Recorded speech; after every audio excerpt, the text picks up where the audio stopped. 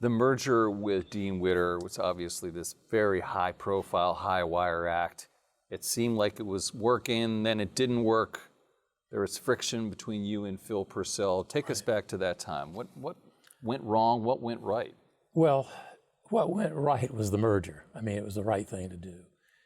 What went wrong is we didn't understand the different cultures. I mean, Dean Witter had a very control from the top culture.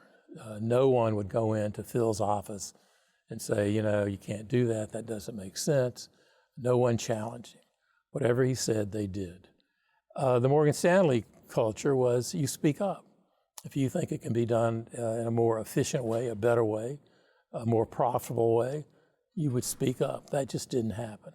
And the difficult thing was the two cultures just smashed together. And if you criticize Phil, you know, you're put in the penalty box. My view is criticism is a way of getting to the truth. You don't have to agree with it all the time, but it opens your eyes to what's going on. So that was the difficulty. And whether it was in the asset management business or the mutual fund business that they had, which was great. And I'll never forget, and I think this is in the book, Phil's the CEO, I'm the president, and I still did enjoy doing a lot of client visits.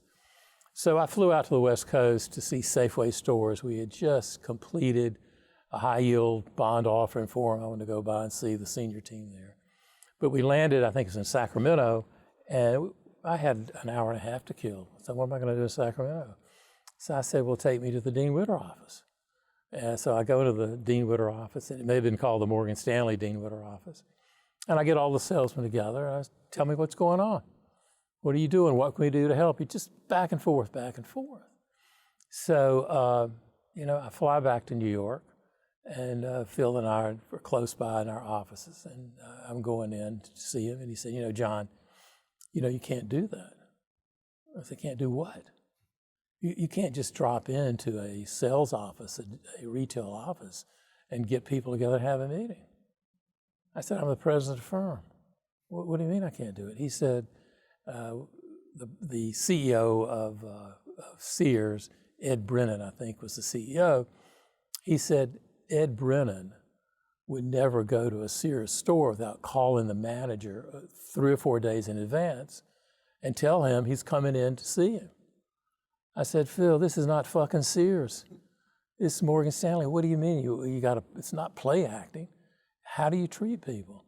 So that was really, I think, the clashing of the two cultures. It was very different. There was a culture of lead from the top, I make all decisions, which in some cases probably worked very well. And there was a culture at Morgan Stanley, as Dick Fisher would say, we like having a dialogue and arguing back and forth, and hopefully we get to the right answer. So that was that story.